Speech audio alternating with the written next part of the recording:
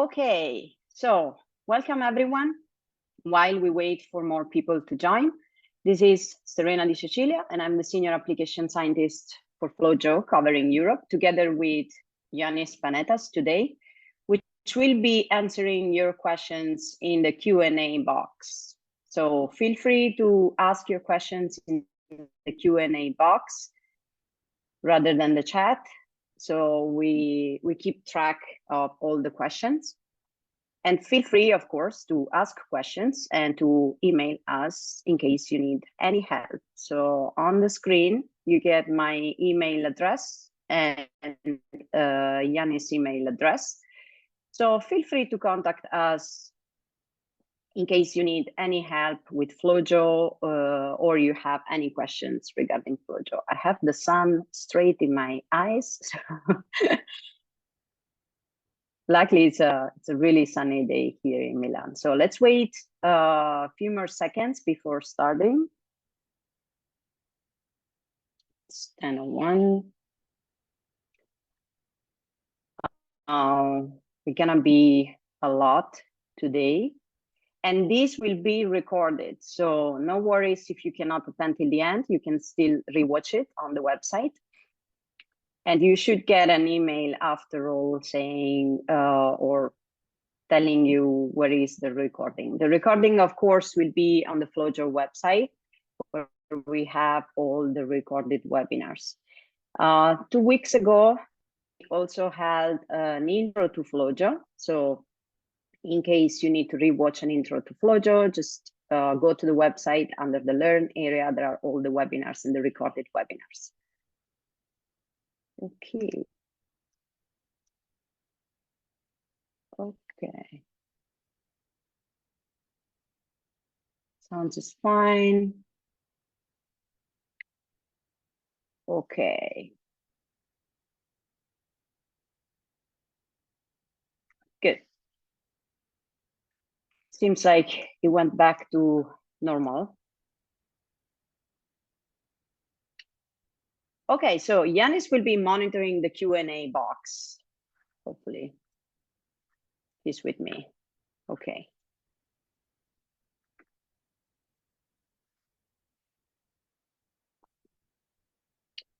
Okay, so there should be here a way to launch a poll.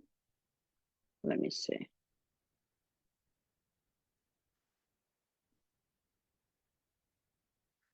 Okay.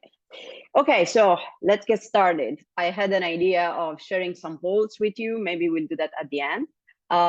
So today we will talk about unconventional analysis, but first we need to define what is conventional and eventually biased analysis. So let's imagine that we have something like this. So ideally, the people that are following this webinar are working with 3 or more colors. So whatever I will show you today can be applied to any number of colors, or better said, parameters, that it's at least above 3. In a beautiful landscape, we would have something like this, where we want to, for example, characterize human immune cells. So in this case, we have 27 different parameters, 27 different colors, 29 parameters, considering also the physical parameters. And in a conventional way, what we will do after staining our cells with primary markers in blue, secondary markers in red, and tertiary markers in orange, we would go and characterize each individual subpopulation and manually gate on each of them. So considering that we want to, I don't know, first start with Tregs, we would go creating a gate on the CD45, CD3, and so on. So if we just want to characterize one subpopulation of Tregs, we would start by performing a time gate, and then we would gate on CD45, and then on single cells, and then on lymphocytes, and then on CD3, CD4, CD25 positive, CD127 low, and then we would go on with characterization of the subpopulation of Tregs. And only if we are just characterizing one subpopulation, this will take us 14 different plots. If we want to go over and characterize also the rest of the subpopulations, this will be 14 plus even more plots. But what about the rest of the populations? So how many plots do we need to create if we want to manually gate on each of these populations? Well, we have 27 parameters, so it's about 729 plots if we want to look at all the possible combinations of markers. And this will take us pretty much 15 4 hours of manual gating analysis.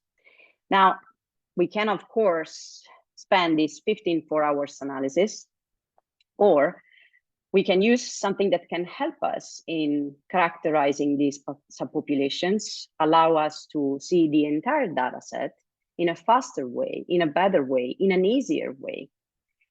All of these, there must be, let's say, a better way to do this. Like, we can't just manually gate on all of our populations. So all of this is possible within FlowJo by using plugins. Plugins are indeed applications that extend the functionalities of FlowJo. They are either developed by third parties and we just embed them into FlowJo, or they are developed by our engineers. So the first question becomes, okay, how can I get access to these extra tools that are available within FlowJo? They are all available on the FlowJo Exchange, which is our website, which is on our website, and are all free. So everyone that has FlowJo and has an active license of FlowJo, doesn't matter if it's a dongle or a serial license or a portal license, will be able to use plugins. You will just need to go on the FlowJo Exchange, which is the repository where we held all the different plugins for FlowJo. If you want to have information on how to install plugins on your computer, there is a video on the website on how to install plugins. So today I will not cover this part. I will assume that you will go on the FlowJo Exchange and you will look for installing plugins, or under the Learn area right here, there is a FlowJo software help that can explain you everything. Okay, so what if we want to analyze our data not in a conventional way? So we don't want to be biased from what we know already, but we want to look at our data set in a different way. We want to have help from the algorithms to analyze our data. So we can indeed use plugins and algorithms that are embedded into FlowJo. And what can we do with this? Well, first, we can use this kind of algorithms and plugins to evaluate the quality of our samples and to perform normalization. For this, we have several algorithms such as FlowAI, FlowClean, and Peacock for quality check. And there is a specific plugin on the specific webinar on the quality check plugins and on normalization. For what we have Cytonorm, Cycombine, and MNN. What we need to do when we move into this kind of analysis is, first of all, make sure that our data is correct. And then we can move on to the next step. So once we ensure that the quality of the data is correct, we can use plugins to perform dimensionality reduction. So now, when we talk about colors, we talk about parameters, we talk about dimensions. It's pretty much the same thing. So let's consider that we have 27 colors, we have 27 parameters to check, we have 27 dimensions. The dimensionality reduction algorithms will allow us to look at our entire data set on a b-dimensional space. So we'll be able to reduce n dimensions that we have, at least 3, into a b-dimensional space. And all of these algorithms that you see listed here, they are able to perform dimensionality reduction, such as Tiffany, UMAP, Embedson, TriMap, PECMAP, FATE, and so on. Once we reduce the number of dimensions and we have an idea of what do we have in our sample, we can take advantage of automatic clustering tools. Now, there are two reasons why we may take advantage of automated clustering tools. One could be because we do know our samples. We do know our data set perfectly, but we just don't have time to manually gate on our populations. Like we don't have that 15 hours time to analyze our data. In that case, we could use automated clustering tools such as FlowSum that will automatically give us the clusters that we ask for. Or we just want to explore deeper our data set. We want to go deeper because we have exhausted all the possibilities that we have. We don't know where to look at anymore. And in that case, we could use automated clustering algorithms such as Phenograph or XShift that will automatically define the number of clusters. Don't worry, because I will give a small introduction first, and then I will show you each category one by working with FlowJo. And once the clusters are found, let's say from the algorithms, the next question becomes, how can we characterize these clusters? How do we see what is expressed on the surface, or how much they are expressed in our samples and so on? So to explore deeper, we have extra algorithms such as Cluster Explorer, Euclid, Violin Box, MEM, and Embed. All the algorithms that you see highlighted with an asterisk, they are already embedded into FlowJo, so you don't need to download them and install them on your computer. You will find them into FlowJo directly. And in case you need, we just generated a periodic table of the plugins. So just as the periodic table that we check every day in the lab, we have generated something equal for the plugins. So you have a category, you have a function, you have the dependency, if it's from R or Python, and so on. So if you want one of these, this is available on the FlowJo Exchange. You can just download a PDF of that. And so how can we use all these plugins together? How can these algorithms help us in the process of our analysis? This kind of analysis is really useful when we want to compare different things. And this is mostly what we do every day in the lab. We compare different donors, we compare different cell lines, we compare different treatments or time points, and so on. So what we try to do, as there is not a gold standard yet for this kind of analysis, we try to set up a kind of workflow. And this is what I will show you today. So how can you generate a workflow to look at your data in an unbiased way? The workflow, as every good workflow, would start with evaluating the quality of our data. There are many ways to evaluate the quality of our data. The important thing is that you make sure that the quality of your data is correct. You may go or not for normalization. So this depends if normalization is needed within your samples or not. But what you absolutely need to do is correctly annotate your samples. As we are talking about comparisons in this environment, we will need to know what is what, especially when we get to the end of the workflow and we want to backgate each individual sample and characterize each individual sample. And this annotation step will bring us to the next one, which is the concatenation step, or basically creating a single FCS file starting from multiple FCS files that we want to compare.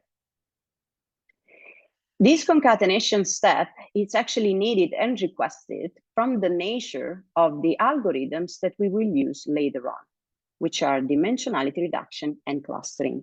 The order that you use doesn't really matter. You can do clustering first and then dimensionality reduction and vice versa. What is important is that you make both of them. Because if you want to analyze your data in an unbiased way, if you just do dimensionality reduction, this will not make that much sense without clustering and vice versa. So as long as you perform both of them, you are free to go. If you perform just one of them, you may miss some informations within your analysis. And after the clusters are characterized, are defined, then we can characterize them. So we can phenotype, compare, track, or isolate them. So I would stop here for a second. Okay. Yanis is answering the questions. Good. Yes, okay. I can take this question live. So we have the first question, which is a normal PC able to run all those plugins and analyze multiple samples simultaneously? Yes, I see Yanis is typing, but I can answer that for you. Yes, it's absolutely possible. I'm gonna show you in a second how to do that. So comparing to other webinars that you would see on the website, most of the webinars give an introduction first, so all presentation, and then it's all demo. But in my case, I will do a presentation of the algorithm first, and then I will go live with the software. So I will show you how you can do that on your computer. And mine, it's a normal computer. It's a 16 gig RAM computer. Okay.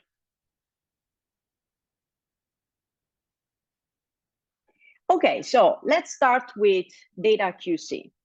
Assuming that the panel that we have is correct, because just for you to know, guys, if your panel is not designed correctly, everything that you do later on can be compromised. So we may have artifacts given to the spread, we may have false positive populations, false negative populations, and so on. So first thing to make sure is that your panel is correct. Once you know that the panel is working fine, you can move on to data quality check by using algorithms. Why I'm saying that? Because if you have garbage in, you can analyze that as much as you want, you will have garbage out. So this is the principle of informatic analysis. So basically, if my input data is not correct, is not valuable, is not enough, I will have garbage at the end of my analysis. So it's important to make sure that everything is fine before moving on to this kind of analysis specifically, because we are giving our data to algorithms. These are not flow cytometries. These algorithms cannot distinguish between a live dead and a dead cell. So it's important for us to make sure that the quality of the data is correct. In FlowJo, there are 3 different plugins for quality check or for cleanup of our samples. And these plugins are FlowAI, FlowClean, and Peacock. Just for you to know that we do have a bundle of plugins, which is called Plug and Play, that includes already FlowAI and FlowClean as quality check plugins. So just to give you an example, let's consider that I have this kind of raw data right here, okay? And I want to clean up them. I see by eye that there are some alterations right here, but I want to make sure that all the bad events or the outliers are excluded from my analysis. So the first algorithm that was developed for quality check is FlowClean. FlowClean will just look at the flow rate, will generate 2 populations, as you see here, bad events and good events, which are basically including as the bad events all the outliers that were automatically excluded from the algorithm. And the good events will be all the events that are considered reliable.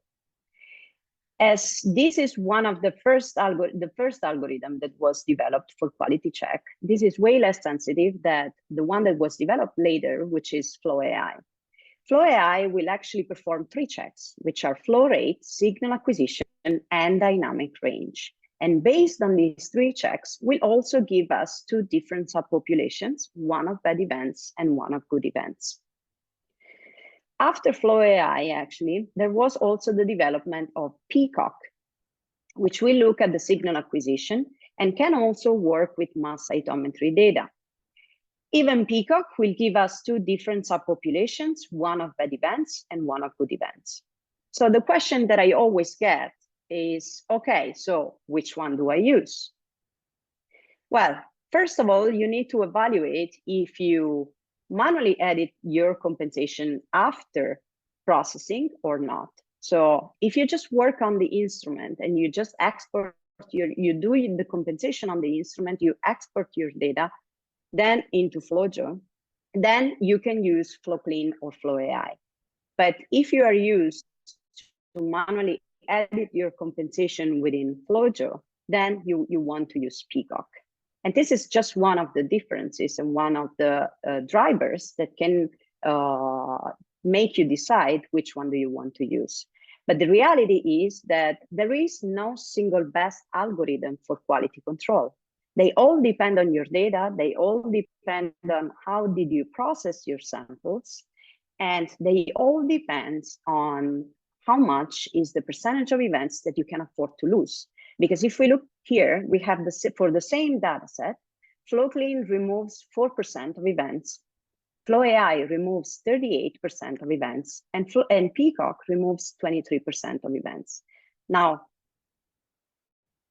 it gives by saying that if I'm working with rare events, I want to choose the one that is, let's say, less sensitive and makes me lose a smaller number of events. While if I can afford to lose 20% of events, because I don't know, I'm working with like 20 million PBMCs, which is quite rare, but I'm working with a lot of events, PBMCs, I'm looking at general populations, then I can eventually afford to lose a higher number of events. Okay, yes, the recording will be shared. Okay. Okay, I get Yanis to answer these questions. Okay, so let's see how do they work within FlowJo. As for the quality check. Okay, so I have workspace right here. I'm using a portal license. So it means that I can use just my email address and password to access FlowJo. And I'm going to add 2 different samples. Now, what I want to do today, and I intentionally choose this kind of files, is to have a data set which is not that complicated, meaning that you can use this even on your daily analysis. You don't need to have 15 colors, 20 colors, 40 colors, and so on. Okay, so my data set only contains 8 colors and are 2 different conditions. So the first thing that I'm going to do is adding my samples. Okay, so I will add 2 different samples. And the next thing that I want to do is annotate my samples correctly. So no, I'm going to perform first quality check, sorry. If you want to use quality check algorithms, then this is the first thing to do. You don't need to, you don't have to pre-gate, so no gating on physical parameters or dead cells or live cells and so on. So the first thing, if you want to use them, is just to invoke the plugin on the raw data. So I have all of them. I have FlowAI, FlowClean, Peacock, but I'm just going to focus on FlowAI in this case. Okay, so I will have it under my plugin band right here under workspace, and I can just access FlowAI. The first thing that FlowJo tells you is that the workspace must be saved. So please say yes, because what FlowJo will do will save all the outputs from these algorithms into the folder that you will save. Okay, so I'm gonna call this one November 16, save it on my desktop, save. So when I invoke FlowAI, FlowJo will automatically select the physical parameters and time, and then it tells me, do you want to check all the parameters that you have in your panel? You can say yes, or you can exclude some parameters if you know that there were problems. And this FlowAI plugin can also, as well as for the others, can also be fine-tuned, which means that I can tell the software to show me the anomalies coming from all checks, or just the anomalies coming from the flow rate and signal acquisition, or just from the flow rate and dynamic range, and so on. So I can click OK. And you will see that it will take a few seconds to calculate that. Now, the calculation time that happens to be for these algorithms, it always depends on the number of cells and the number of parameters. So the higher will be the number of events that you have, such as millions, and the higher will be the number of parameters, the longer the algorithm will take. Now you have seen that for 250,000 parameters, it took, I don't know, maybe 5 seconds or something like that. So now what do I have? Now I have good events and bad events. Bad events are all the outliers that were automatically excluded. Good events are all the events that are considered reliable. If you are not sure and you want to visualize these events, you can always open up your layout editor. Take your good events. So what we would normally do would be plot a physical parameter versus time. And just keep an eye on that and say, oh, fine, I don't see any alteration right here. I can go on.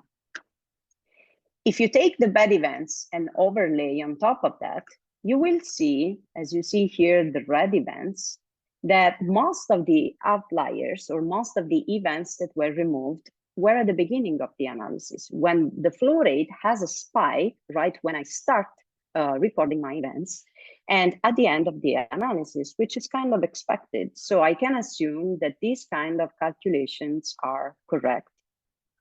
So in this case, I can move on with my analysis and just start from my good events, for example. And you can use that on all the samples in your panel. So first, let me create my group for these samples. Okay, so I will do this. Just remember that you can always apply the node of Flow AI to the group itself. In the basic webinar, we also showed how to create groups. So I strongly recommend you to create groups and work with that. Okay, so now I could do the same thing for my second file. Okay, or I could just move the node, which is this one right here, onto the group itself. Okay, so I'm just gonna run it again. Meanwhile, if I want to look closer to what happened to my first file, I can always take the node of Flow AI and drag and drop it into my layout editor. Now, what I will see here will be the marginal events that were removed, okay, upper margin and lower margin of my dynamic range. Then I will see the flow rate. And when I see the flow rate, I actually have these green dots where are the outliers, where the outliers were excluded. And then I have a signal stability here. So everything was fine, and I can just move on with my analysis. Okay, so I can then take my Flow AI good events from these samples and then move on with my analysis, which would mean start to clean up. So as I mentioned before, these algorithms will not recognize a dead cell from a live cell or a doublet from a single cell. So my manual cleanup is always needed. So I could call this one lymphocytes, and then I can have a gate just on my single cells. Something is not helping me.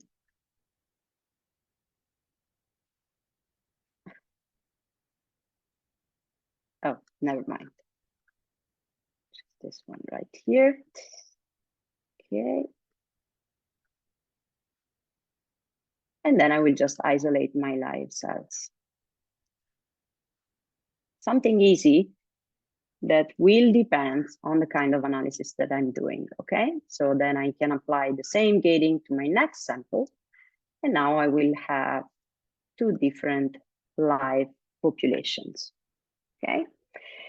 The next step would be annotation. So I need to annotate correctly my data. So in this case, I have same donor, two different conditions. I can generate the keywords that characterize my specific condition. So you will have a tab right here for keywords, and I can just add the keyword and call this condition. Okay, so this would be my condition 1, and this would be my condition 2. Okay.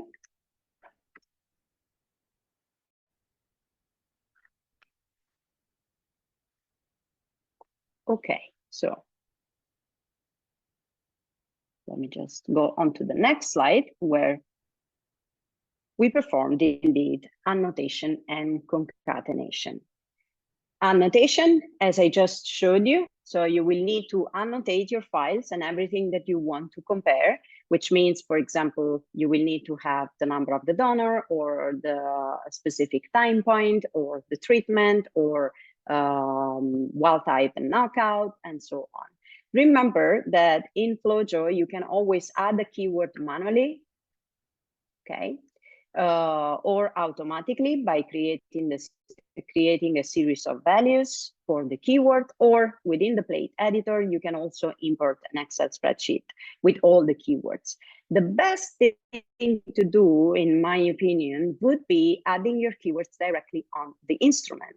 So when you export your files into FlowJo, everything is already there, so you don't need to go through this step again. If you're working with Diva, there is actually a function in BD Research Cloud, which is one of our new additions, that will allow you to define and design experiments for Diva by creating already the keywords. So if you want to know more about BD Research Cloud, there are webinars on our website. BD Research Cloud is an environment, a cloud environment for collaboration, for storage of the data, for designing panels and designing experiments. It's super cool. So we will give webinars after a webinar on that later on. Okay. So after annotation, we are ready to move on to the concatenation step. The concatenation step, as I mentioned, will allow you to create a single FCS file starting from multiple FCS files. So let's say that in this case on the slide, we want to compare 4 different donors. We will have a keyword for the donor and a value which will be 1, 2, 3, and 4 that can help us to distinguish each individual donor when we will create a single FCS file. The need of creating a single FCS file, as I mentioned before, it's given from the fact that we are using later on algorithms that are stochastic, so they work on probability. Okay, and this, okay, so let's create a concatenated file now. I'm gonna delete this node just because I don't need to recalculate everything. So now I have cleaned up my samples. I have manually gated on my samples to exclude dead cells, to exclude doublets, and now I want to create a single FCS file. The concatenation step in FlowJo can be obtained by selecting the multiple populations that you want to compare, okay? So I can just select my live population here and my live population here. And then I can go under File, and I will have the option to Export Concatenate. When I go on Export Concatenate, I can choose to Export Concatenate Populations. And in this case, I can select the concatenate mode and a destination folder. Please make sure you have a destination folder that exists on your desktop or on your computer. Mine is the one from today. And in the advanced options, I can also assign a name for this. Let's call it Beyond, okay? One thing to keep in account is the number of events that you want to concatenate. So in my experience, what I like to do is compare the same number of events within multiple samples. Now you can go from you can take this way, or you can concatenate everything together if you don't mind that the samples have different number of events. In case you want to concatenate the same number of events, then what you need to do is to select right here, include no more than. In this case, it will be reduced to the lowest number of events, but you can pick any number of events that you want. So if you want to keep your calculations short, you can also add a lower number of events. I can have 10,000 or 20,000, for example. And so in this case, what Flojo will do will take 20,000 events from each live condition.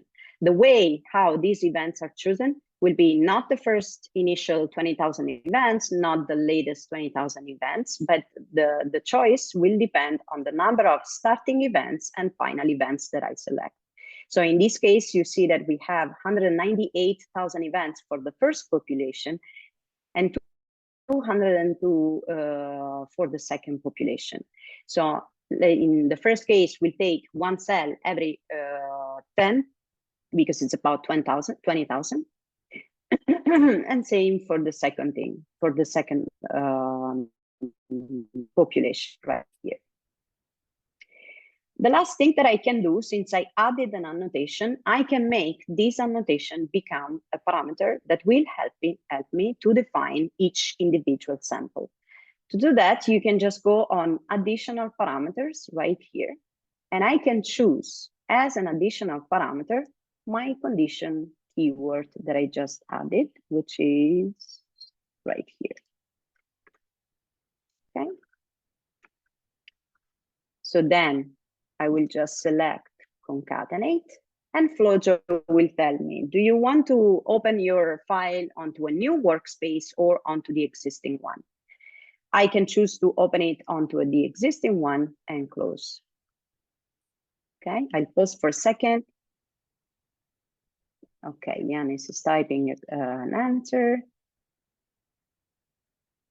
I see this question in the chat, include no more than X and Y events is equal to downsample plugin. Yes, it is the same principle and the same action. Okay. Okay, so now I have my new file that has been created. It has 40,000 events, which are basically 20,000 from the first condition and 20,000 from the second condition. I'm just going to create a new group for these samples test, okay, and just work individually in this group. Okay, so now that I have my concatenated file, the fun begins, okay? So I can start working with my data.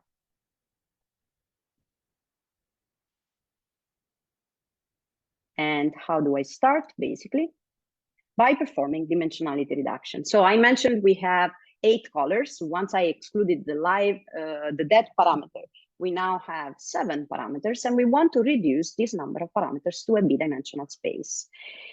I always make this comparison because it's really easy for me to understand it. On the reason why do we need to reduce the number of dimensions to a b-dimensional space? And I always get this question, like, what's the function? Why do we need to do that? Well, when you go to IKEA and buy a furniture, you check for 3 different dimensions because you want to make sure that the furniture fits in your room. But according to the string theory, basically, we live in 11 dimensions or even 13. And the reality is that we only see 3 dimensions. We don't see the rest of dimensions. Beyond the 3 main dimensions, we also have time. We have pseudo time and another bunch of dimensions that we just don't see.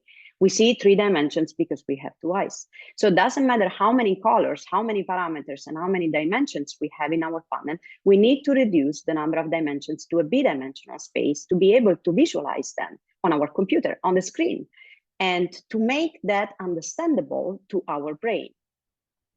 So that's the reason why we perform dimensionality reduction. So in an environment like this, when we have 27 colors, we need to reduce the number of colors or dimensions to a b-dimensional space. So we can move from high dimensional data visualization into a low dimensional data visualization. So I'm pretty sure that in the audience, some of you have seen before a t-SNE map or something like this.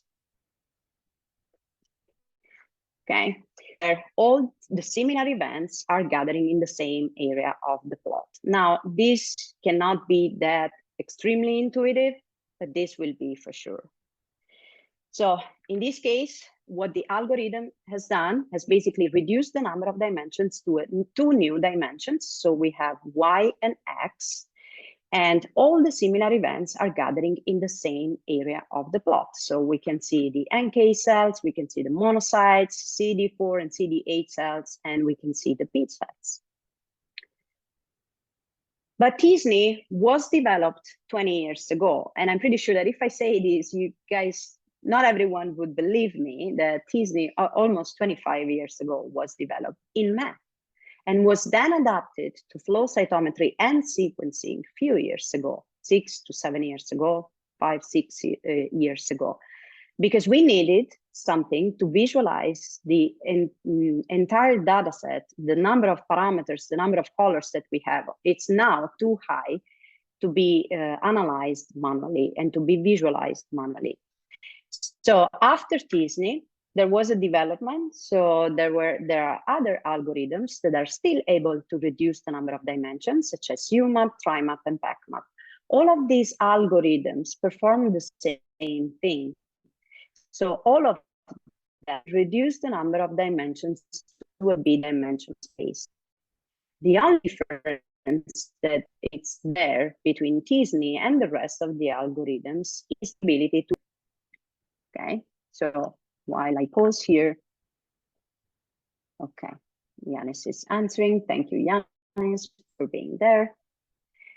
Okay, so what is the difference between local structure and global structure? Now, I don't want to go too much into the informatic of that, but what I want to have your attention on is the difference between the t-SNE map and the rest of the maps. So if you pay a little bit of attention onto our t-SNE map right here, and if what I said is true, so basically similar events are gathering in the same area of the plot, then your question may be why these cells or this island right here that should represent the B cells, it's so far from the rest of the B cells down here. Actually, the same island, it's present right here into my UMAP, into my TriMAP, and into my PACMAP. So the visualization is basically the same. What it's changing is that t-SNE it's only looking at neighboring events. t-SNE stands for T-distributed stochastic neighboring events, so only looks at neighboring events, while UMAP, TriMAP, and PACMAP can look at the global data set and have the ability to move these cells next to the rest of the cells. But if you look closer, there must be even a slight difference in the expression of something. So when you wonder which one do I use or which one is better, none of them is better than the other, I would say. But which one would you use? I can give you there an advice. If you are used to look at UMAPs and TriMAPs and PACMAPs every day, you may realize that this island right here may have something different compared to the rest. So you may notice that this is slightly far away from the rest. But if you are not used to that, you may miss this change. So in that case, t-SNE would be easier to show you the differences, okay? And one more difference that it can be considered is the fact that events that are really different in the reality, they will be placed far apart on the b-dimensional space, which means, like in this case, we have CD8 and CD4 cells, both coming from my T cells compartment, and they are both on the right side of the plot. And they are really distant and far from the B cells and from the NK cells because they are different, okay? So the difference in the reality is maintained within the b-dimensional space. So I hope this explanation was clear. Now let's go and check for our t-SNE. Okay.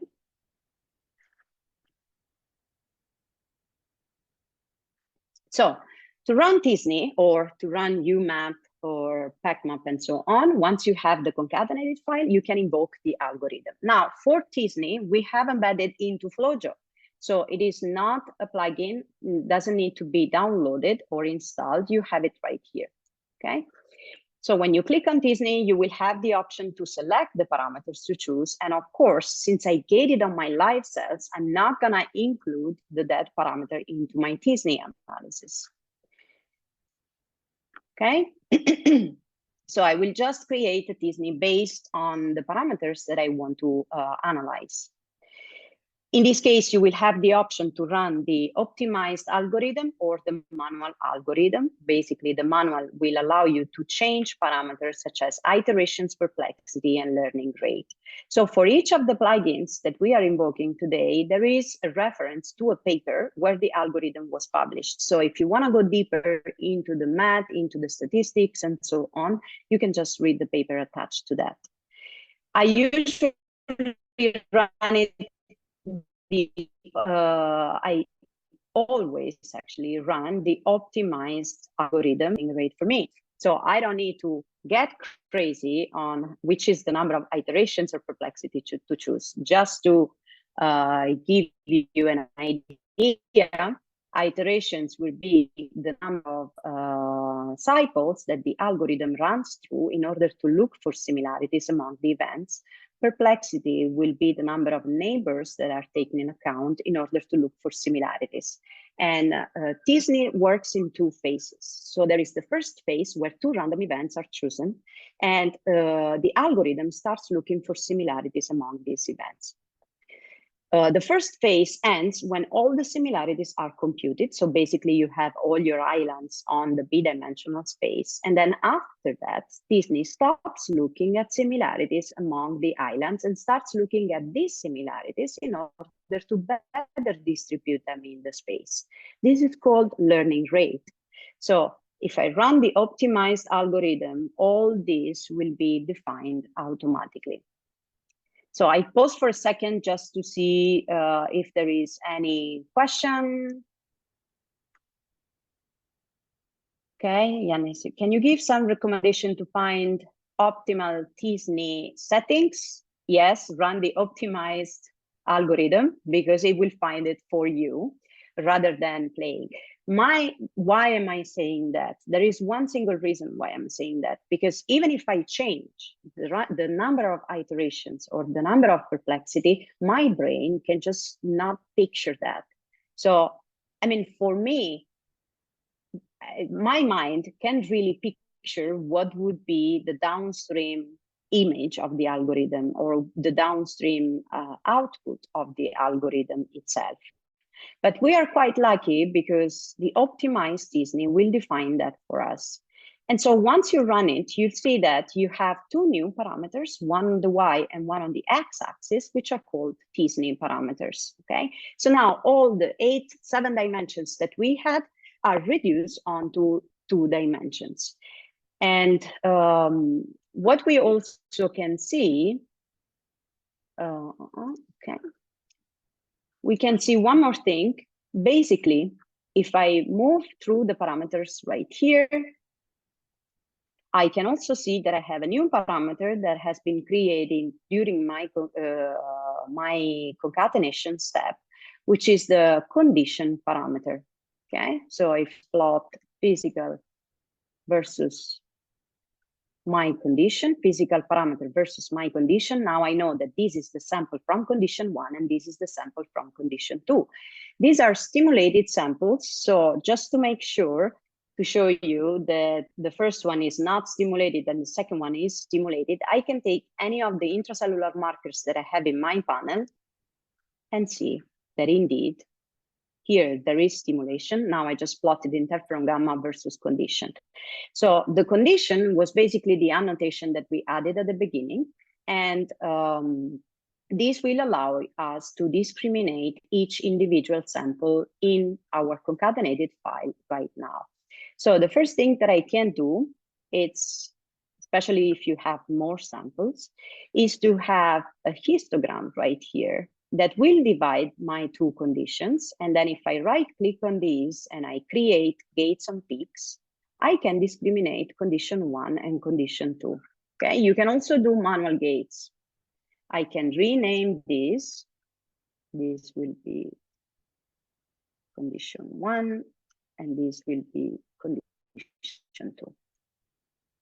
So now, thanks to the annotations, I can backgate to each individual condition. And if I want to see on my individual conditions, I can always take my t-SNE plot, okay, visualize, this should be t-SNE 1 and 2. No, we had it the opposite. Okay, t-SNE 2 and t-SNE 1. Doesn't really matter the order that you place them, the one that you prefer. So then I can take my condition 1 and overlay on top of that. And this will tell me that these are the events that are coming from my condition 1. Or I can take the ones from condition 2 and overlay that, okay?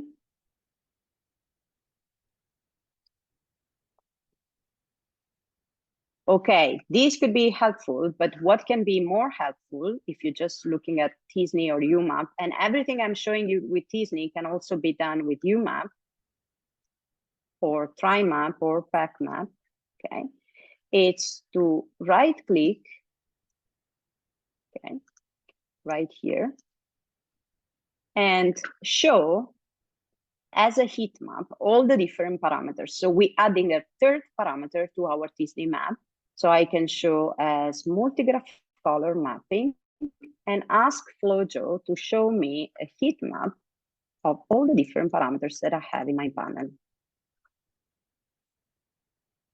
And I'm pretty sure that at the last conference that you have seen, or the last conference where you have been, there was a poster showing something like this. Either it was flow cytometry or sequencing. That's basically the same principle of showing you dimensionality reduction data by a heat map. So what can we say just by looking at this is that some of these islands have higher expression of some markers compared to the background.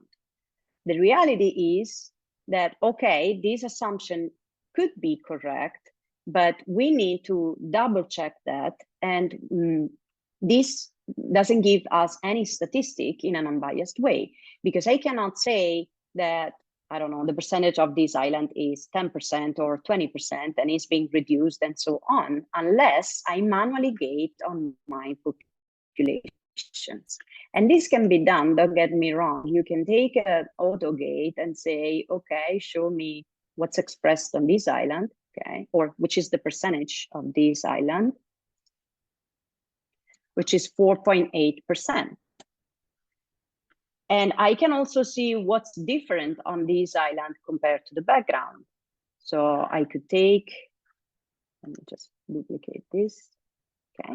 I could take my t-SNE plot, overlay my query, and then ask FlowJo, can you just show me as a histogram the markers that are expressed on this query compared to the background? So I could select right click and histograms right here, okay? And I can select multiple parameters to visualize. So I don't want to see all these parameters that I don't need. So this is telling me that this island is expressing higher levels of buffering, higher levels of the CD38 and CD8 compared to the background. But the percentage that I choose was manually defined because I manually created a gate around this population.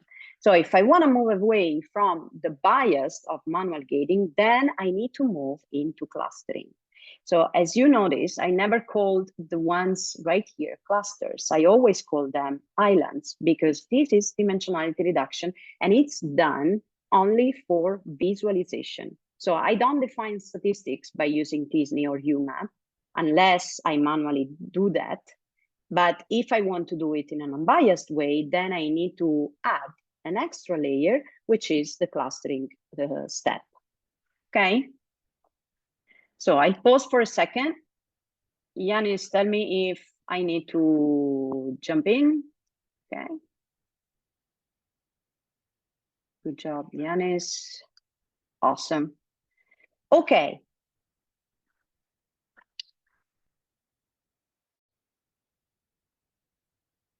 So as I showed you for condition 1 and condition 2, here is just an example. If you concatenate multiple tissues from the same donor, you can backgate, thanks to the annotation, you can backgate each individual sample. I don't know what's going on with my FlowJo right now. Okay. It's playing with me today.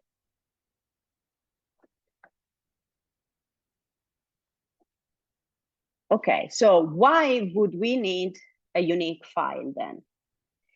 Because as I mentioned before, all these algorithms for dimensionality reduction are stochastic, so they work on probability. If I run a t-SNE on my blood cells and then I run another t-SNE on my spleen, the maps in the background could be different, okay? Because the two random events that are chosen at the beginning may be two different random events. So surely it will be two different random events. So it's quite impossible to get the same t-SNE map if you run it twice, even on the same set of samples. So the best way to approach this is to have a unique FCS file, run the t-SNE once, and then use the annotations to backgate each individual sample. Okay, so you can do that with different tissues, and you can do that with different time points and so on. And this is what I mostly see as the biggest use of t-SNE, okay? So with t-SNE, we can say that we can track populations over time. What you see here, it's a cycle 1 treatment of one patient before infusion, 2 hours, 4 hours, and 8 hours after the infusion. And we could see how the NK cells, the percentage of NK cells is reduced after the infusion, as well as for the classical monocytes that then are repopulating the compartment likely. But who decided this percentage of NK cells and the percentage of the initial percentage of NK cells that it then is decreasing? It was actually me manually doing that. And we know that if I try to do a gate on the NK cells, it will never be the same as your gate on the NK cells, a manual gate. So this workflow until here is absolutely correct, but maybe incomplete if you want to get real statistics on your clusters. So in that case, you need to move on to clustering. So if I just use t-SNE, for example, and I stop here, I could think that this is a unique big island, including all similar events. But if I use clustering, such as phenograph, for example, you will notice that the big island actually includes 3 different clusters. So the resolution in defining the clusters is much higher when I use clustering algorithm rather than only dimensionality reduction. But also FlowSum is a clustering algorithm. And you may say, looking at this, that FlowSum doesn't do a really good job. But this is not the reality, because the reason why I highlight this is that I was the one telling FlowSum how many clusters to find. I just look at the t-SNE map and I said, okay, I see, I don't know, 10 clusters, find me 10 clusters. But if I had given FlowSum a higher number of clusters, most likely here, I should have had more clusters. So this is to highlight the fact that when you want to use FlowSum, you need to know your dataset and you need to know how many clusters to expect, okay? So you may want to use FlowSum when you know your dataset, you don't have enough time to gate on your populations, or you, yeah, basically in these cases, you want to use FlowSum when you know your dataset and you know what to expect. But there is also a pro in using FlowSum, which is having a heat map that shows you all the different populations and the expression of each marker per population.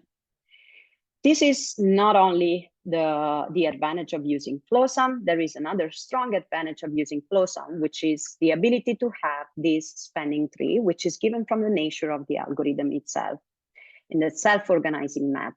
On the paper, there are all the details on how the math works for FlowSum, but what I want to show you here is how you can interpret any result coming from FlowSum. In this case, this was my own data set. I was quite tired of manually gating on the PD1 high population. I knew my data set really well, and I just told FlowSum, okay, find me 8 clusters, and I want to see if you're able to find the PD1 high population for me without me manual gating on that. So when I looked at the heat map, I could see that there was one population that was expressing high levels of PD1. And this population is population number 5. When I get to the spanning tree from FlowSum, I see that each cluster has a different background color. And the background legend will tell me which one is population number 5. And indeed, the population number 5 is the blue one, bluish one right here. So when I move on to the spanning tree and I look at population number 5, which should be this bluish one, I also notice that inside there is a beautiful pie chart showing what is the marker that is mostly expressed on that specific population. I see the pie chart for all the different markers, but the one that is mostly expressed has a bigger piece of pie. So the bigger piece of pie in my case is blue. And when I look at the legend, the pie chart legend, I see that the blue is related to PD1. So basically, FlowSum was able to find my population of PD1 high cells without me manually gating on that. Okay? So let's see how FlowSum works within FlowJo. Okay, I don't need this one. I can just take my concatenated file into my workspace, plugins. I can select my FlowSum right here. Even in this case, we will tell FlowSum which are the markers that we want to take in account. So again, I will remove my dead parameter because I'm still working with my live cells. I haven't changed anything. Right here, we will tell him the number of clusters. And in this case, I have no idea how many clusters. So I run FlowSum without knowing how many clusters I have. And a default number, it's 8. Okay, so I'll give it the okay. And even in this case, the clustering algorithms are quite fast in performing. I see one question in the chat, which is my FlowSum somehow doesn't work. Even I have the latest version of R, I try to install R and FlowSum, installing plug and play bundle instead, but still it doesn't work. Is there anything else I could try to fix? If you do have plug and play, please remove the FlowSum individual jar file from the plugin folder, because this way it will not work. So make sure that in your plugin folder, there is not the individual FlowSum jar file, and then you will see that it will work. Okay, so now you see that I do have my populations, and now I do have statistics for each population. I could characterize these populations individually, one by one. I can just double click and look at all the different markers on a plot, or I can see how was the work done compared to t-SNE. Okay, so this will be my t-SNE plot. These are my FlowSum populations, and I can overlay with that. Now, I didn't know how many clusters to expect. Okay, so I just left the default number, which is 8. But in case I don't know how many clusters to expect, probably it's better that I go with one of the algorithms that are, for example, XShift or Finograph, that will define automatically the number of clusters. So let's see if I run XShift now. Okay, and even in this case, I will select the markers of my interest. what is the difference when I run FlowSum without knowing the number of clusters, or when I run XShift that is actually finding the clusters for me. Meanwhile, I see, okay. Now I have my clusters from XShift. And as you see, I have multiple clusters right here. I have 20 clusters. So probably in this case, since I didn't know how many clusters to expect, was better to explore my data set by using XShift, okay?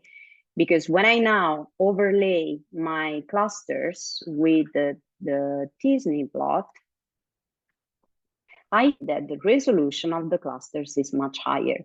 So I'm not saying that you don't have to use FlowSum. What I'm saying is that if you don't know how many clusters to expect first, you may need to find how many clusters you have in your data set. In this case, it says we have 20 clusters. And then eventually you can use that number of clusters into FlowSum. Why? Because FlowSum will also generate the spanning tree. And the best advantage of using FlowSum is that you can then use and forward propagate the spanning tree that FlowSum generates into different samples later on. So you can keep it as a reference and compare different samples with your control, for example. Okay. So now I've got 20 clusters from XShift and 8 clusters from FlowSum because I didn't know how many clusters to expect. But let's say that we want to make sure that these clusters are real. So how can we do that? This step, it's called, let's say, cluster check. So we want to make sure that the algorithm did not perform over clustering, or that if we do have similar clusters, probably biologically, they are belonging to the same population. And I want to reinforce the fact that these are algorithms. So our eye on whatever it's coming from them is extremely important. So we need to make sure that everything we have is real. So in this case, we want to make sure that the clusters are biologically relevant and real. So in this case, we can use one of the algorithms that we have available, which is called Euclid. Okay. So in this case, I will tell you which are the markers that I used for clustering and which are the clusters that I want to compare or control, let's say, check. Okay, so in this case, I can tell him to check my clusters from XShift. Okay. I see one question. FlowSum FMOs in dimensionality reduction should have create another condition to find these in the concatenated file. If you add them to the concatenated file, yes, but ideally you do not include your FMOs into this kind of analysis. Okay, so Euclid will also create a layout output for us, okay, that we can see here. What does it do? It does a modality score. So basically it's telling us if the marker within the cluster has a bimodal distribution or a unimodal distribution, and gives us a score. So what it means that if I have a high score of modality, it means that the cluster has actually a bimodal distribution or trimodal distribution, which means that I have multiple cells in there, some with a lower expression of that marker, some with a higher expression of that marker. In that case, the cluster is not that good. So we need to evaluate that cluster, and also gives us metrics that shows us how similar are two clusters within each other, let's say. So the darker is the color, the more similar they will be. The lighter is the color, the less similar they will be. So just in case we have some clusters that from the matrix could look, for example, cluster 5 and cluster 10, we want to double check that and make sure that these are not part of the same biological population. Okay, so how do we do that, and how do we move into exploring our clusters? There is a beautiful algorithm that we have, which is called Cluster Explorer. Cluster Explorer is embedded or available as a plugin. I will use the plugin version of that. Okay. What I can tell him, can you show me all the clusters that I found, either with FlowSum or XShift or both of them, up to you. I'm gonna just select the ones from XShift and show me the expression of all these markers on each cluster, and eventually overlay them with a dimensionality reduction parameter that can be t-SNE, UMAP, and so on. You can have multiple of them. Just for sake of time, I'm using one. And Cluster Explorer will open up beautiful windows that will really help you to characterize your clusters. So the first thing that I can say is that I have a control panel right here, or each of these are individual windows, okay? So I have a control panel that will allow me to control or everything I'm seeing, okay? I can close and reopen plots and so on. On the top right corner right here, I have a bar chart that shows me the size of each cluster based on percentage of events. So right away, just looking at this, I could say that cluster 1 is the biggest one, and then, I don't know, cluster 16 is the smallest one, and you have the number of events as well. I also do have a heat map that shows me all the different clusters and the expression of each cluster and the expression of each marker for each cluster that you see here. I have the overlay with dimensionality reduction parameters, in this case with t-SNE, and I have a bar chart that shows me the values of expression of each marker for each cluster. In this line chart, each line is a cluster. So let's start exploring our clusters. Eventually, I could, for example, play my clusters individually. Oops, okay. So I see that for each cluster, I can see how big it is, where it's located, what is the expression on the markers on the heat map, and I can see the line chart for each marker. I could pause the clusters, stop the cycles, and so on. Okay. So which were the clusters that we were looking at before? My layout editor was cluster 5 and cluster 14, okay? So if we want to look at the two clusters, 5 and 14, and see how different they are, I have 5 here and then cluster 14, okay? So I could use the line chart. They're basically small clusters, but if we look at the line chart, it seems like one of them has the expression, has really low expression of phosphor earth, not even positive, I would say, and totally negative for phosphor earth in the second cluster right here, cluster number 5. So ideally, this could be part of the same clusters, the same big population. So in this case, what you can do, you can go on to clusters and you can merge them. So you can merge the selected clusters, okay? What else we can do into the Cluster Explorer windows right here? Let's say that we are interested in one cluster that has a high expression of specific markers, okay? We are working with a specific population, or we are looking at the difference in expression of one specific marker or multiple specific markers. What I can do by using the line chart is filter out the clusters of interest. So I could start, for example, by gating on all the clusters that have high expression of CD3. So you can literally gate on the cluster, okay? And then you can tell him within these clusters that have high expression of CD3, I want the ones that also have high expression of CD8. And then within my CD8 cells, I want to isolate the clusters that have high expression, for example, of interferon gamma. So in this case, Cluster Explorer is telling us that there are 2 clusters with these characteristics. If we look at them on the t-SNE map, they're really similar to each other. They're really next to each other. But there may be one difference, and it's the reason why the algorithm defined 2 different clusters. So what is the difference? If I pull for perforin, This is the biggest difference, because the cluster 15 has the expression of perforin and cluster 10 doesn't have expression of perforin. I can see that also from my line chart bar, right here. And if I'm not that convinced, I can add an extra 2D plot and I can go and look for perforin. Indeed, you see the green cluster and the blue cluster. So these are literally two different clusters, for real, two biological different clusters. So I can keep them as it is. Remember that all of these plots and charts can always be copied. So you can right click and you can copy either the image or the content on whatever you need to copy them. So copy content will copy the values that you can then paste into Excel. I don't know, maybe do your own statistics.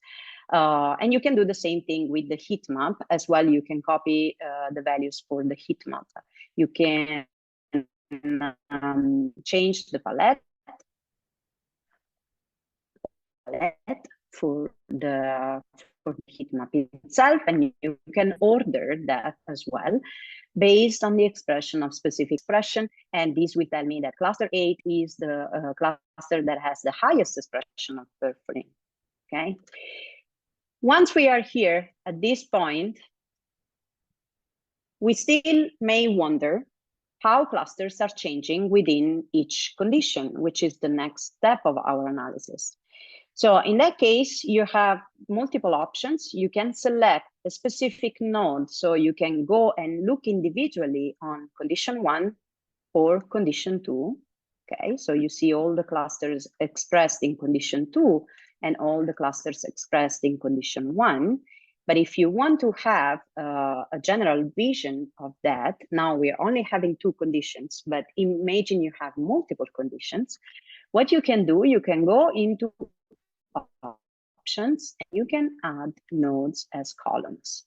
In this case, I can tell FlowJo to add my condition 1 and 2 as additional columns to my heat map. And this will show me that from cluster 1 to cluster 9, these are all belonging to the condition 1. And then from cluster 10 to cluster 20, these are all coming from condition 2. There is one cluster that is strongly expressed in both conditions, 7 and cluster 7. And if you hover over, you will also have a number of events. So you can see how much is the contribution of each cluster to each condition. Okay, so this is really allowing you to characterize your samples and to characterize your clusters. An extra step that we may want to do whenever we see that we run clustering, the clustering algorithm will assign a general naming to the populations. You see, this is X shift 1, X shift 2, 3, 4, and so on. And do we have the same for FlowSum 0, 1, 2, 3, and so on. So how can we name our clusters? So this is the latest, one of the latest additions that we have to FlowJo and is embedded into FlowJo. And is a tool that allows you to automatically name the clusters based on the expression of the markers. So at least you have an idea on the workspace. You can then keep that naming, or you can name them B cells or T cells, but right away you can know what is expressed on that specific population. So let's say that I want to name my FlowSum populations right here. I can go on to MEM, which is under the workspace, and I can create a MEM score. So basically, when I create the MEM score, I will tell him which are the markers to keep in account. And again, not using the dead parameters, so I will remove that. And then you can choose an auto reference. So you can choose a reference. So you can tell him, reference my marker, the expression of the markers for that cluster, or on a defined population, or without completely reference. When you do the auto reference, basically the reference that it uses is the expression of the marker on that clusters versus all the rest. Okay, so if I give it the okay, I now have my cluster named. And this was quite fast, I would say. okay, rather than us going through each individual cluster. If there are similar clusters, let's say, or similar naming, and we want to merge them together, we can use the rename mem nodes. So you will see that there is a value assigned. So the score is the mem score that you have in the algorithm, and it's saying that for population 0 is a +8 score in the expression of interferon gamma. But we also have interferon gamma +9. So the expression in this case could be really similar, and that could be part of the same big population. So what I can do, I can redefine or refine my clusters based on the threshold. So I will say just consider the ones that have minimum expression of 2, okay? And now will only show me the markers that have higher expression than 2. And what I can do after this, if there are clusters that are similar in the expression, I can go on to MEM and I can merge the nodes based on the MEM score, okay? So all of these are all individual clusters, but eventually, if they're similar, I would have merged clusters as well. So in this case, they're all unique clusters because there are only 8, but I'm pretty sure if I run it on XShift, I will have merged clusters as well for me. So this will really help us in defining the naming for the clusters. Okay, let me see if the, okay, Flojo dongle, okay. Okay, so once we are here, this is really nice, and we have our analysis done, and eventually we find a cluster of interest that we want to keep looking at. Maybe we want to look at this cluster in a different cohort of samples. We want to look at this cluster in another experiment and so on. But since the clusters were defined automatically from the algorithm, then how do I define a gating strategy for this? Like, do I need to redo the same workflow in my next experiment? Actually, no. You don't need to do the same workflow in your next experiment if you just want to look for your cluster, or eventually, if you want to isolate your cluster and sort it out, you will need anyway a gating strategy. So what we have in this case for to allow you to define a gating strategy is an algorithm called Hyperfinder. Okay, Hyperfinder will allow you to define a gating strategy for one specific cluster, which is the shortest gating strategy. And it's extremely helpful when you want to sort out that population. Think about rare events, okay, or rare populations when you need a really long number of gates to find that population specifically. And the sorter itself will allow you only a limited number of gates. So what Hyperfinder will find the shortest way to define for you a gating strategy, okay? So I can tell him I want either physical parameters or not. To you, I'm just gonna select the marker of interest, and then I will tell him, I don't know, to identify for me this cluster, okay? Cluster 6. This is assuming that you found a cluster of interest and you want to gate on that. Okay, so I will give it the okay, and it will start calculating if it's not, okay, it should.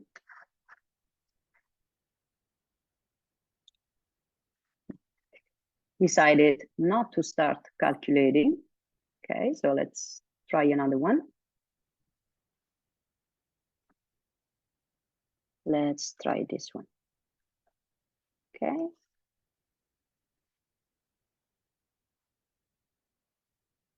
Okay, so if you remember what I showed you at the beginning with all the possible combinations of markers that we need to create and isolate our population manually, what Hyperfinder will do will look at all these possible combinations of markers and will learn how to draw gate around your populations for you.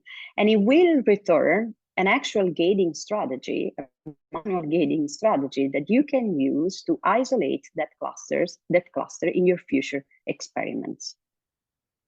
So it will tell me, in this case, that I only need to perform 2 gates to get to this cluster.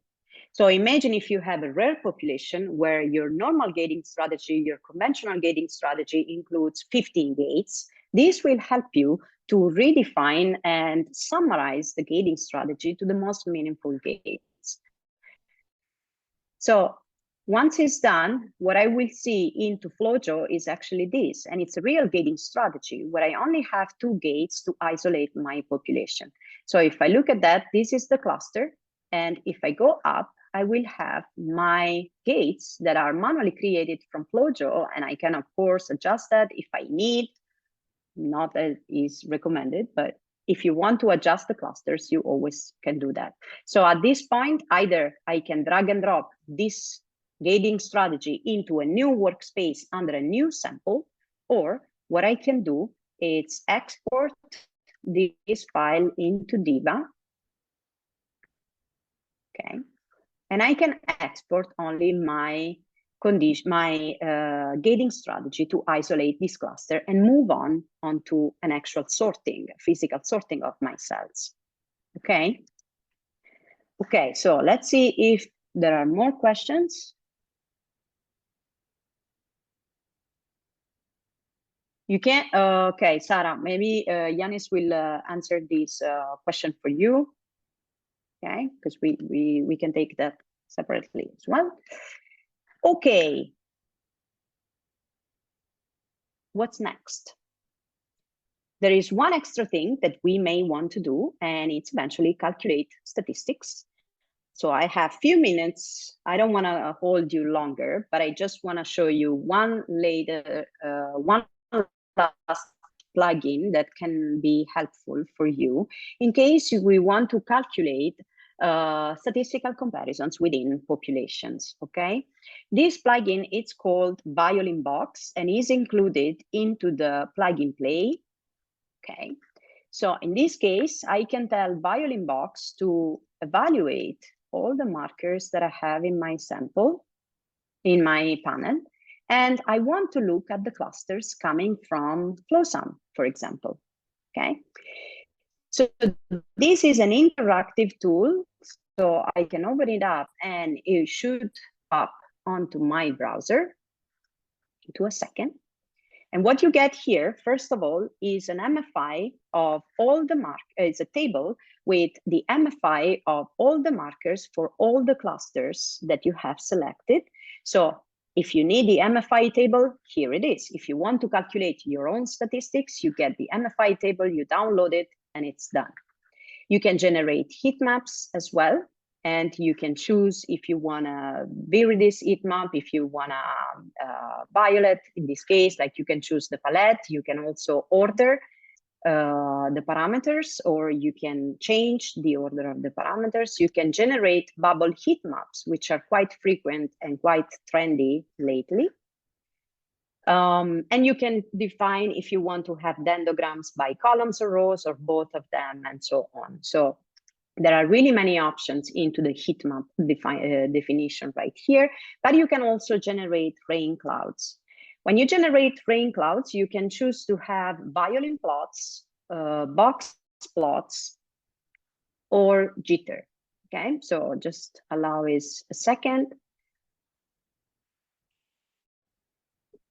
Okay, so these are all my violins. I usually flip the violins, although my naming right now, after mem, it's quite long. So I will have all of them right here. Okay. I know it's odd to look at the violins this way, but this is how I feel more comfortable in looking at violin plots. And the violin plot will show you what is basically the highest number of events in that distribution. So the bigger is the value of the violin, the higher is the number of events or of values in that interval.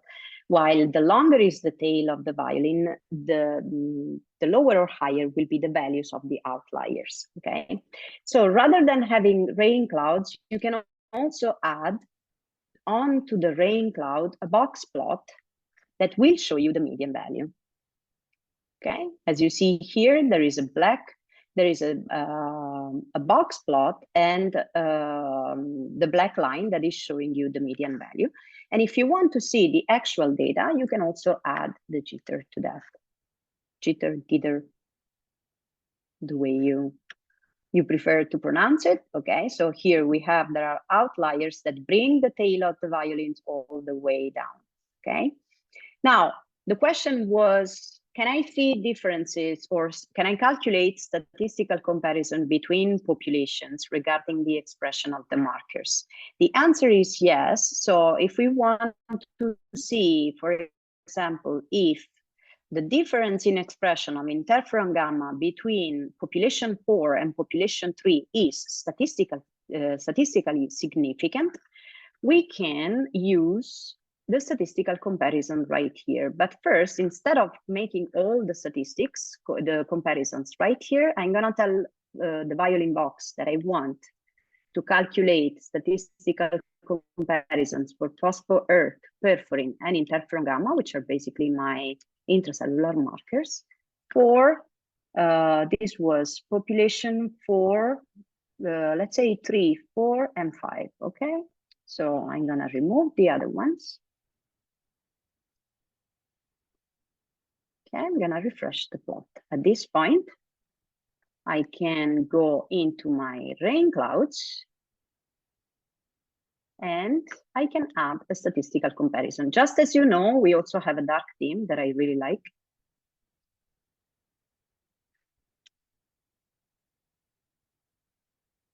So you can have it this way or this way. Okay, maybe it makes more sense to flip the violins. And in this case, you see that there is a statistical comparison. There are statistical values, and every time you have more than 2 populations, we'll use Kruskal-Wallis. When you have 2 populations, we'll use Wilcox-Cox. Of course, you can rename the axis, you can download the plot, and so on. And finally, you can also create correlation plots for all the different markers that you have in your funnel. Okay, right here.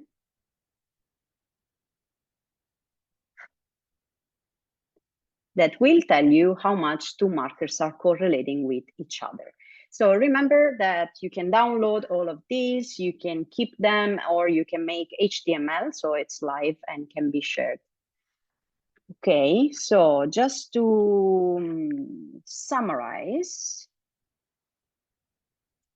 Okay, let me see if there is any question.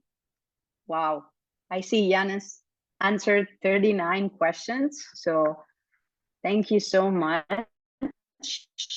Let's see. I just want to summarize everything we have seen up to here. Okay, I have this zoom bar in my way. Okay, so someone really, let's say, famous in the field once says that in most cases, t-SNE just works.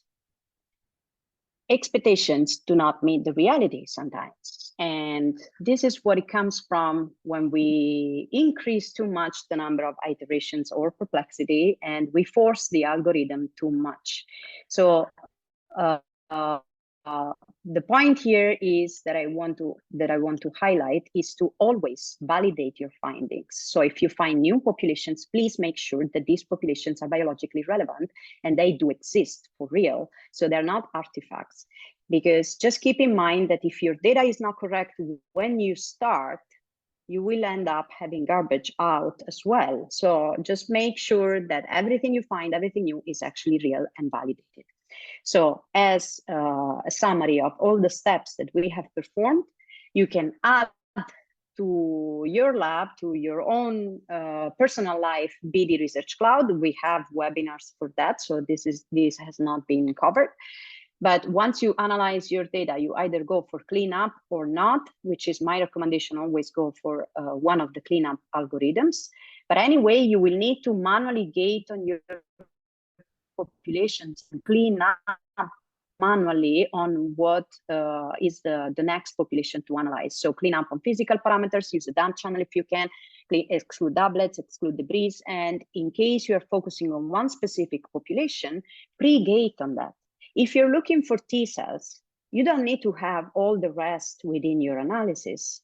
This will only take much space on the t-SNE plot and will take more clusters within the clustering algorithm and so on.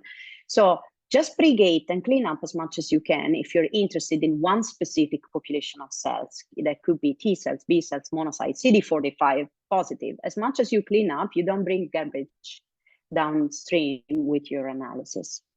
So after the cleanup, you can use dimensionality reduction to visualize your data. And then after that, you can use clustering to get statistics out of that. Once your clusters are computed, you can use Cluster Explorer to identify a cluster of interest and then use eventually Hyperfinder to isolate that cluster. So to find the gating strategy that allows you to isolate that cluster. And then you can move on and export that into Diva or look at it in different samples, different cohorts, and so on. Okay, so the amount of data that now we have, it's huge. Literally, we can't compete with all these data. We need to sort this data out and find a way to arrange them. And what we can help you with is most of the times it's visually present your data. But at the end of the day, it's you explaining the data with a story. So we give you all the tools, everything that is available out there, everything that we try to get available out there. We try to put it into FlowJo as well to make your life easier. But then just remember, all the biological question is the first thing to make sure of. So to create a final story, okay, with your data. So this is my email address and Yannis' email address. If you do have more questions, I can stay here a few more minutes if you want. Let me see, there is another question. Do we need to adjust the scaling of samples before Flow AI? That's a beautiful question. There are not yet gold standard for this, but ideally, transformation is needed. When transformation is needed, it's good to do that. Okay, so if you need transformation, you need to transform your data before analyzing them. Okay.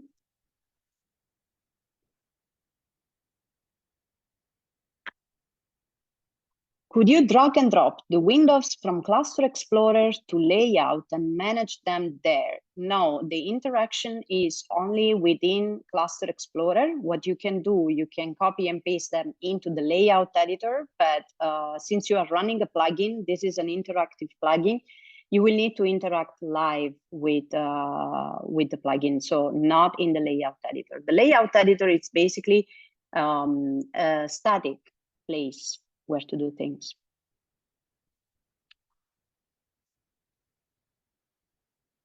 Okay.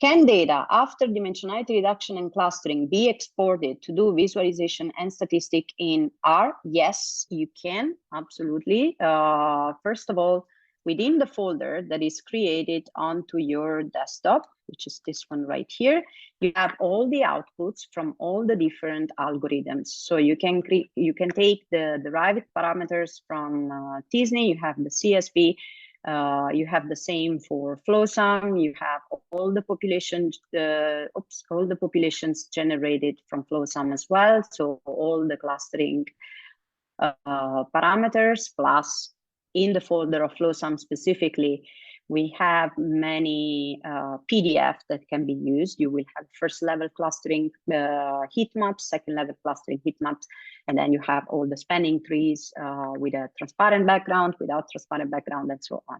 But definitely in the folder, you have all the outputs from all the different algorithms. So that's why I always say, never delete the folder and always save the workspace when it asks you, and never delete the output folder of the algorithms. Okay, thank you.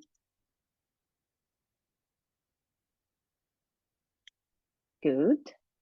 Okay, so let's see in the chat if there is something else.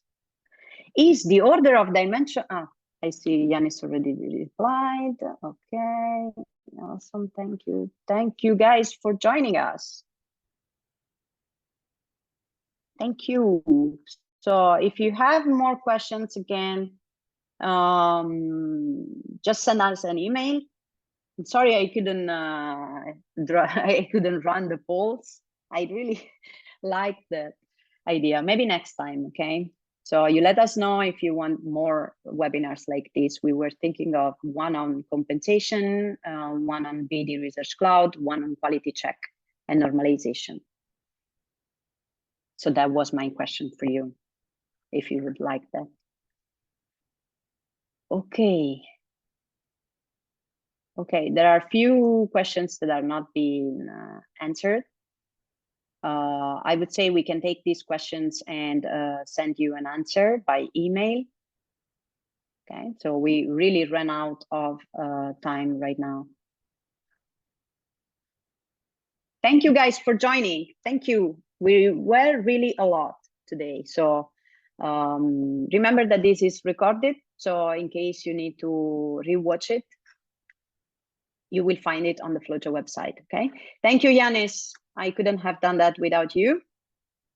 So thank you all. For those of you that wait for an answer, probably will get an answer by email. Otherwise, see you next time. Bye, guys.